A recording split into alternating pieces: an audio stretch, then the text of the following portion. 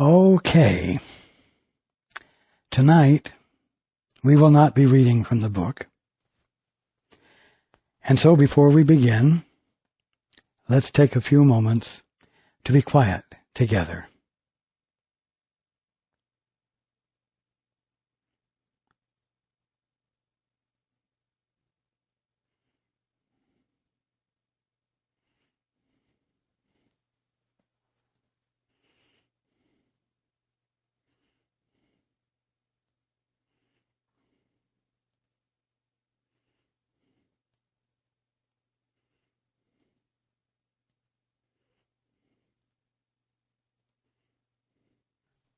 Good evening, and welcome to everyone who's joining us on the internet. I'm going to ask a question. After all of the gatherings we have had, after all of the Course in Miracles study groups, do you believe in healing?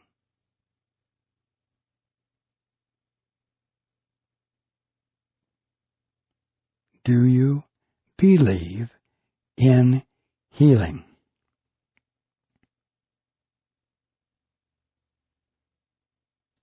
Well, what do I mean by healing?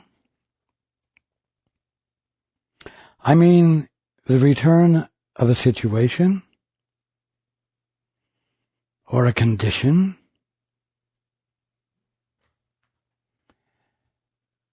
to its spiritual original, its original divine status.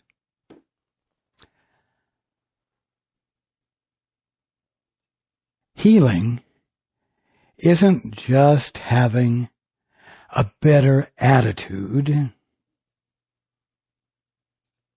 while lack or injury or illness still seems to be present, even though it's in a benign form that isn't really threatening, but does represent an incapacity on you or an environment that doesn't allow it to function naturally and normally. In other words, healing is redemption in all respects, not just emotional or mental, but in what you would call tangible, physical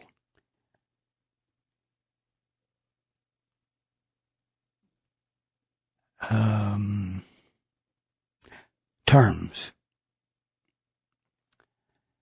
Do you believe in healing?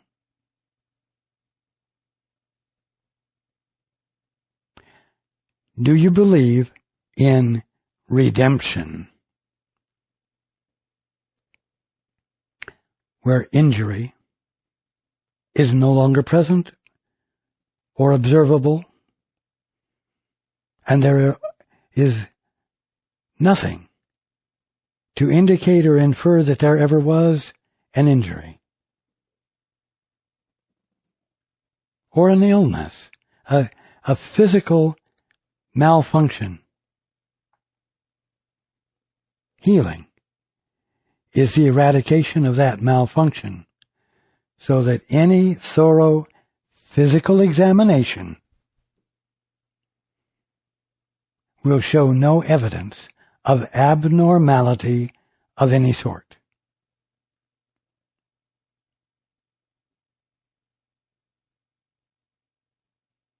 Now, healing does apply to situations as well.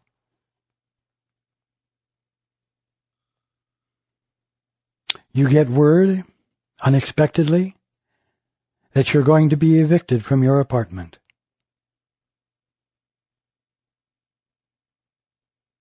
Or you get word that the company is cutting back and you're going to be laid off. You weren't in the best situation before you heard the news. And you have a family. My God. You have a problem.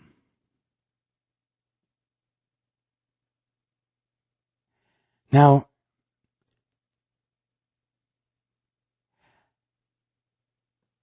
what is a problem? A problem is a situation that you don't have an answer to. A problem is an assertion of lack that will be quite affective in your life, that you do not have an answer for. It's the not having the answer that constitutes the problem, not the circumstance, and that's important. When something comes up in your experience of this sort, perhaps also it's a notification that you have an incurable disease that won't kill you but will debilitate you, or maybe it is a terminal disease and there's no cure for it. Again, you're confronted with a situation that you have no answer for, and you've been told that there is no answer for. Meets the definition of a problem. And under those circumstances, fear sets in.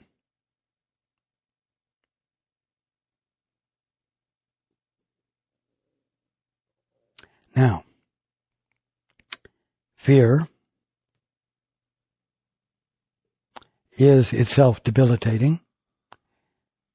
It causes one to become dysfunctional, even non-functional.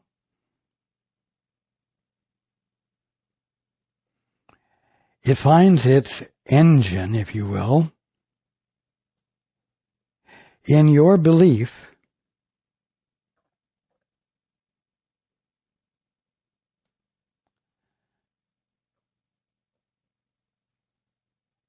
that nothing can be done.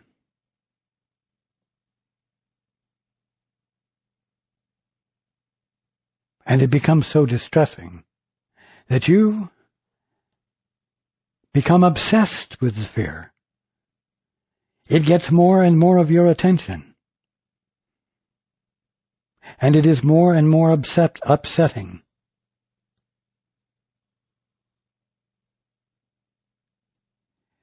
And as a result, you are in no mental shape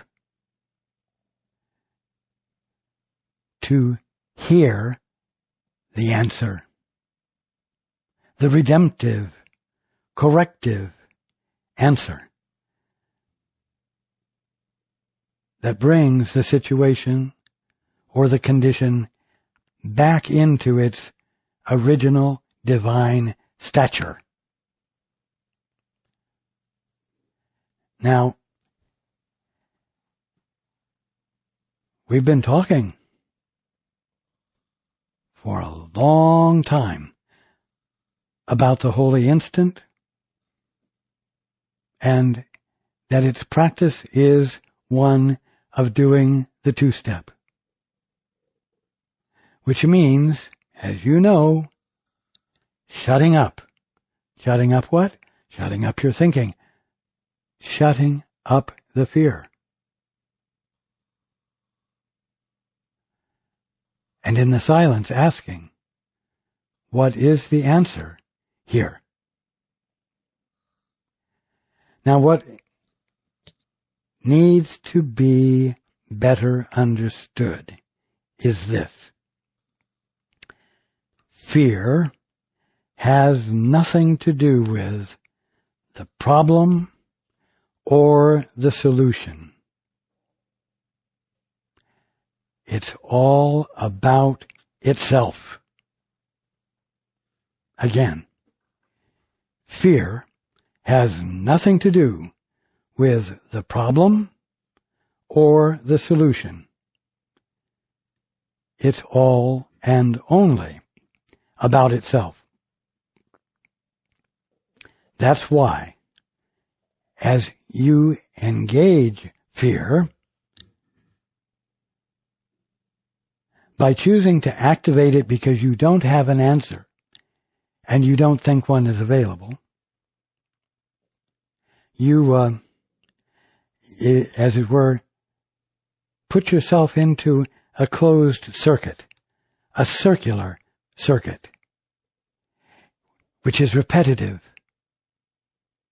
and magnifies itself through its repetition. It distracts you, actually, from the situation that you have defined as a problem. You become preoccupied entirely with the experience of fear,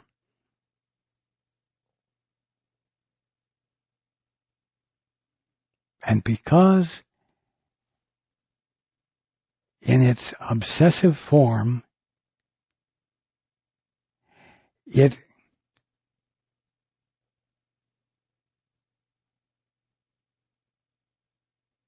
suggests that the only solution is to mount a great defense, you become self-centered, not problem-centered or solution-centered. You become self-centered, self-protective, which is arrogance, and then you become angry, which is self-righteousness.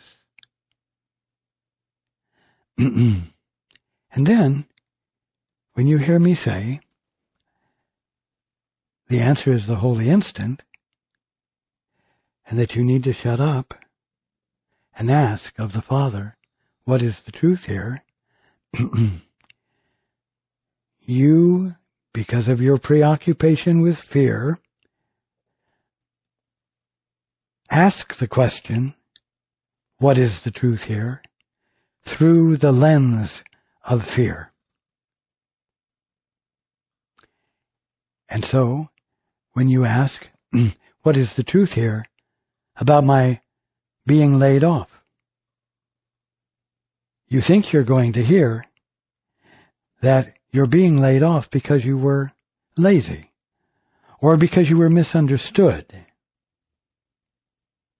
or for some illegitimate reason which you can do nothing about. You see, you, through the lens of fear, believe that the truth is going to convict you and leave you dangling there in the problem. And that is a misunderstanding. And that is what I am meaning to clarify tonight.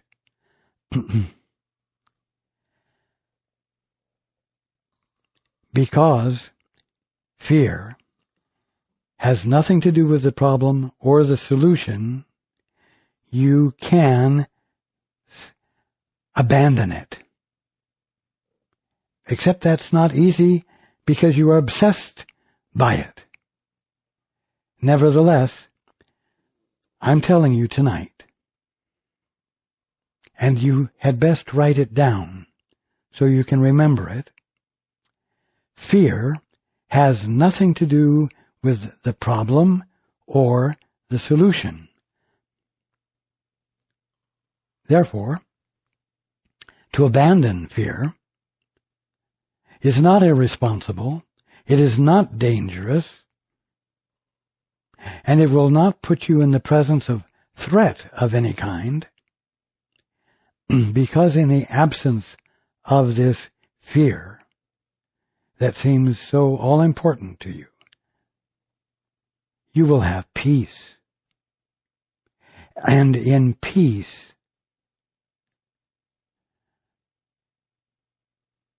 you can reach for the answer that is redemptive because redemptive is healing.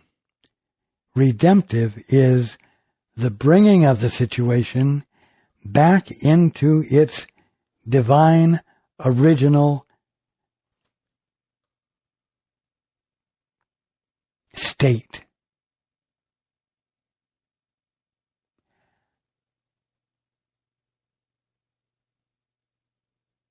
When you're caught up in fear, when you're obsessed by it, it's almost impossible for you to listen to the words, God loves you, or the words, you are the direct and full expression of God, from whom God has withheld nothing of what He is in your creation. It's hard to hear that, because your fear is that you are irreparably damaged and it's uncorrectable, and you're in the problem because of some innate flaw in you. That's what it boils down to. It boils down to a conviction of your incompetence, or that you deserve the problem. I've heard many students of the Course say,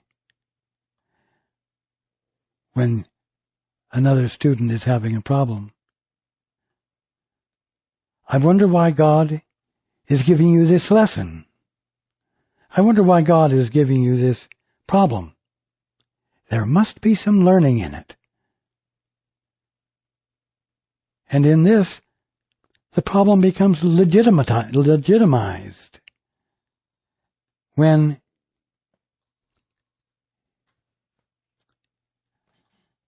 it is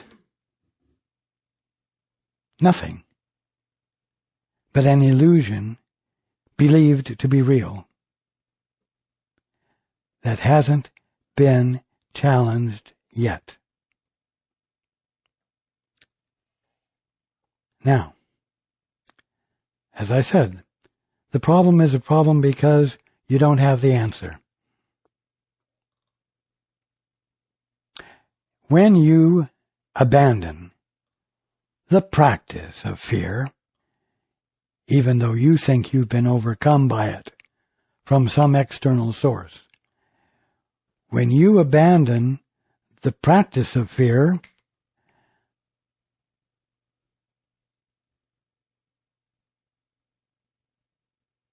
you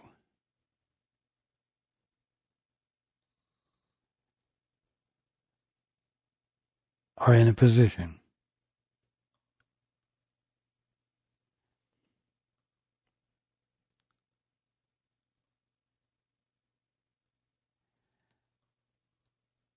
to step into the holy instant, to step into the void,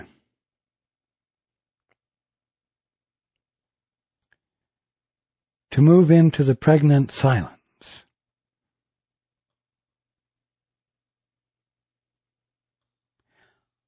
where the unknown can become known.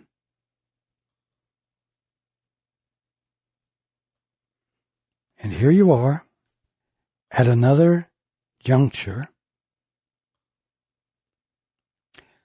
where the remnants of fear can suggest to you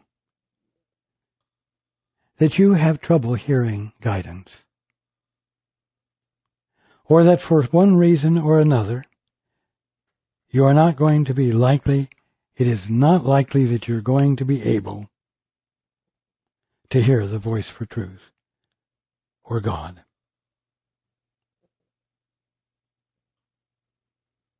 This is where you have to remember that there is a God,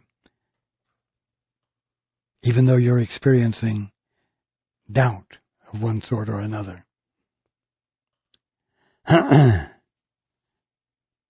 It's essential. because redemption is inevitable. Redemption, the experience of correction, the return to the spiritual original, is, I'm going to say ordained, but the only reason it's ordained or inevitable is because God, being all, never stopped being God being all. And that fact is going to have to surface. It's inevitable that the allness of God will surface as something that has never changed. Therefore, when you practice the holy instant, and you ask, what is the truth here?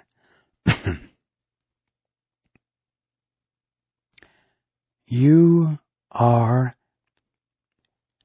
employing faith.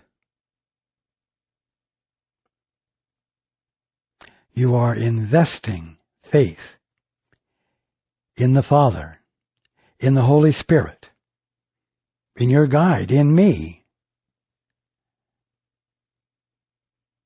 that the answer that redeems will be made clear to you, even though you don't know what it is. That is the whole point. The point of the holy instant is to return you to what you don't think you know, but which you do know because the Father placed it in you and is eternally placing it in you by being you in every moment. As what? You in your own right, with your own personal capabilities? No, as Himself expressing.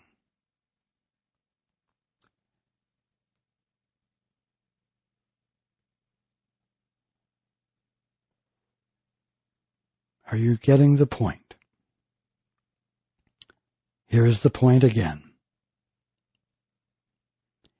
In spite of fear, in spite of distress,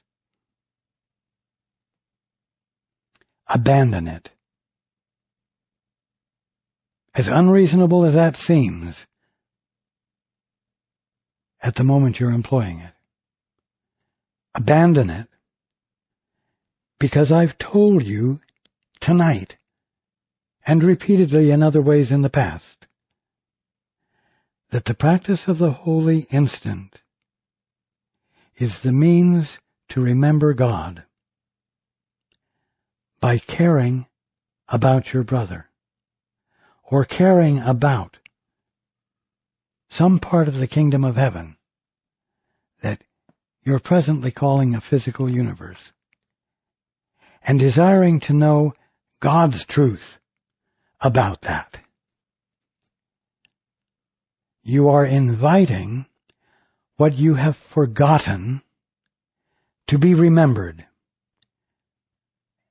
to present itself again, as it were, to you, so that you might see that it's already incorporated in you, and it never left you, and your capacity to see the kingdom of heaven, where a miserable physical universe seems to be going on. The holy instant is, and the practice of the two-step is, a matter of leaning into the unknown on purpose, letting yourself not know, not requiring that you know before you lean into it, before you lean into the Father, before you lean into your right mind.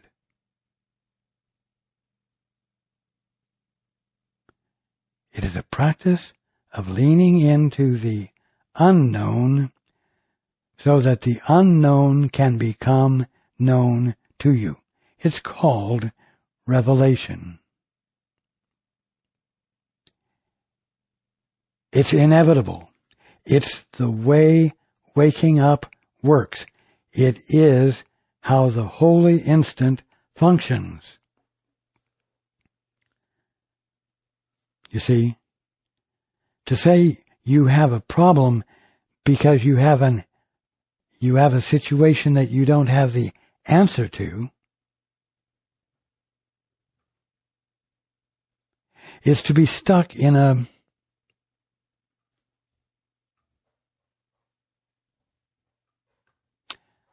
total lack of reason. A simple case of insanity, if you will. If there is a situation calling for correction, correction is available. If there is a situation that does not look like the kingdom of heaven or the perfection of God being, then there is available that which corrects it, even though you don't know what it is.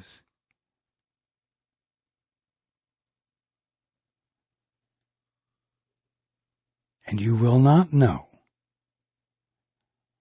what the redemptive answer is until you let yourself not know what the answer is, which means abandoning any confidences you have in yourself to be able to come up with the answer through the excellent use of reasoning and logic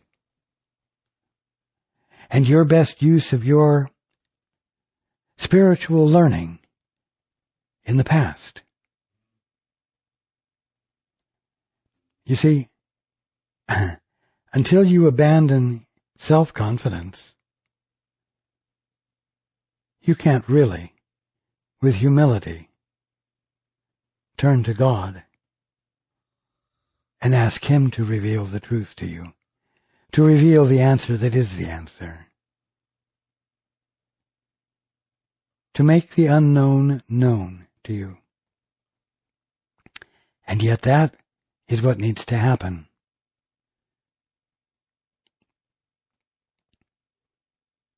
You see? You no longer need to labor under the misunderstanding of what the question means. What is the truth here? You no longer need to labor under the idea that it is somehow going to convict you. Oh, it's karma. 3 lifetimes ago, 100 lifetimes ago, you did such and such, and now it has returned to haunt you. You see? All that does is legitimize and consolidate the factors that keep you ignorant, stuck, miserable. It's not the answer. That's not the unknown having been made known.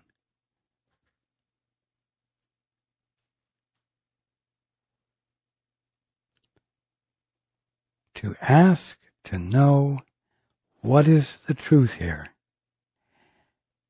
is to be a joyous question, a joyous process, because you can anticipate learning something exceptional, something beyond anything that you would imagine from your independent standpoint.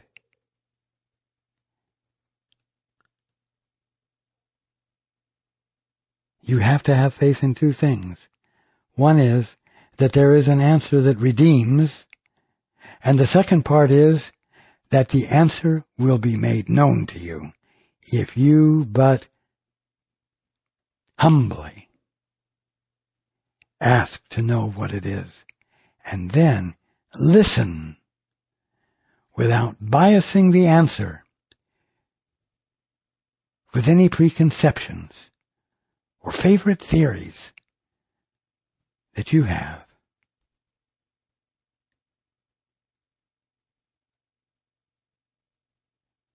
Faith is the big word.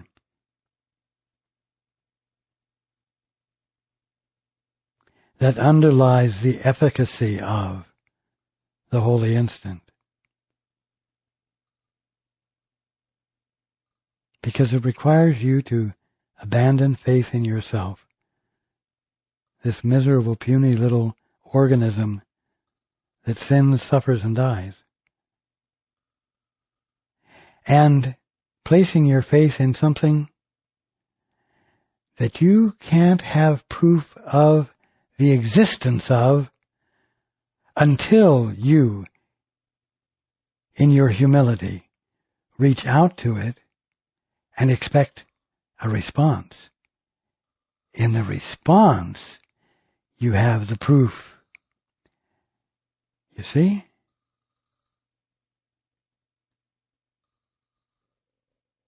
It's very important. It's very important. Answers redeem.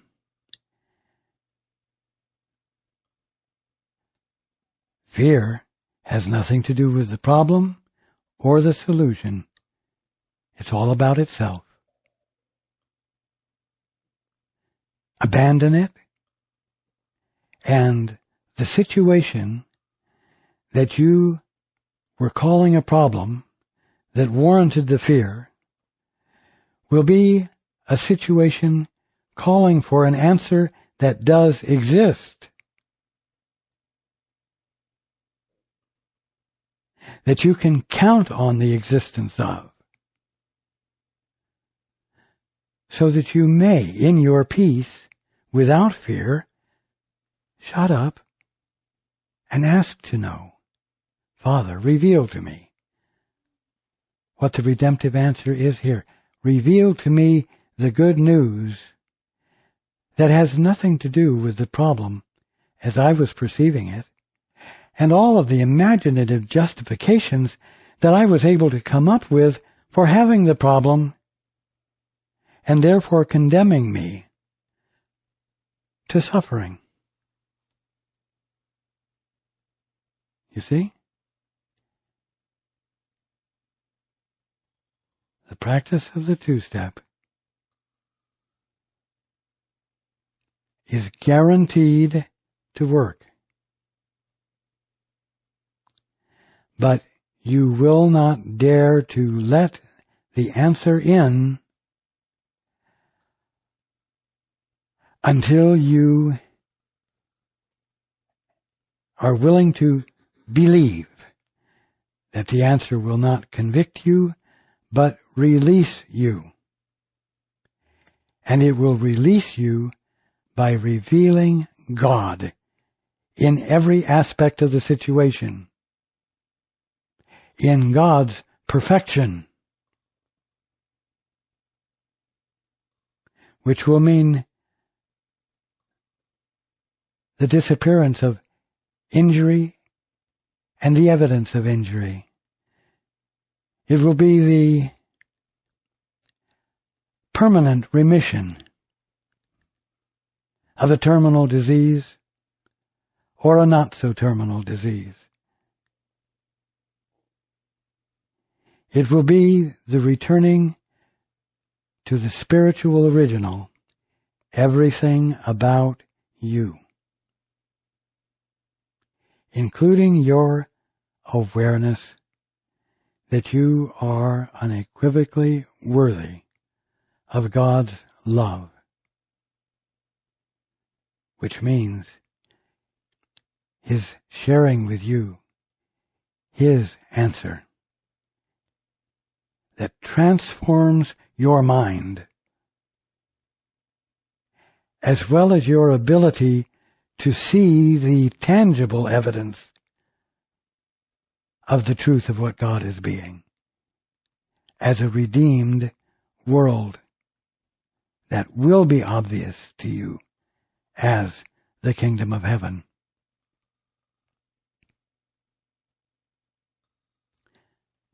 But you must dare to believe in healing to begin with.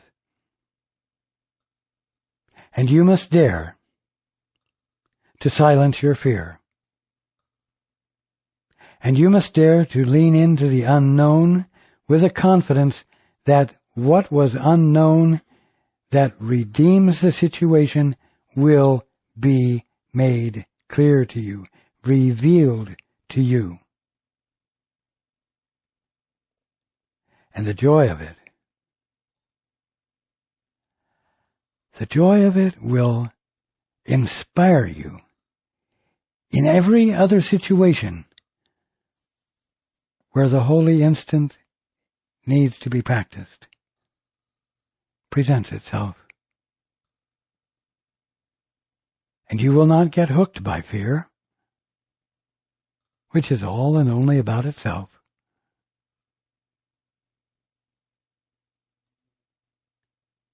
And you will move, I will say, from glory unto glory until the transformation is complete in you, and fear and ultimate self-righteousness simply no longer occur.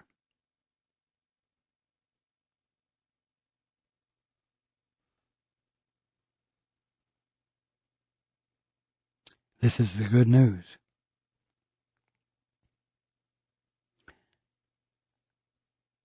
Between now and the next time we get together, I want all of you to dare to practice leaning into the unknown, expecting the unknown to reveal itself to you as the known, as redemption, not conviction. And lean into it constantly. All day long, every day, you are not seeing the kingdom of heaven. And so the redemption of your vision is available for you to access constantly, as an adventure, if you will.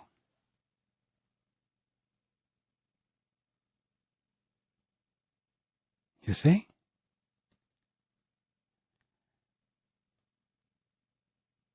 This should lighten your load.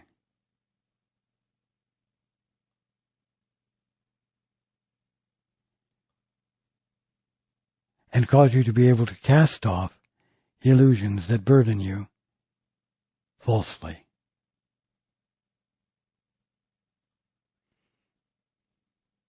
I'm very grateful to be able to spend this time with you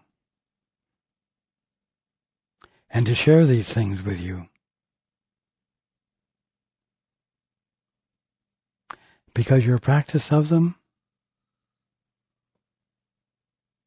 will awaken you so that we may enjoy our brotherhood without illusions.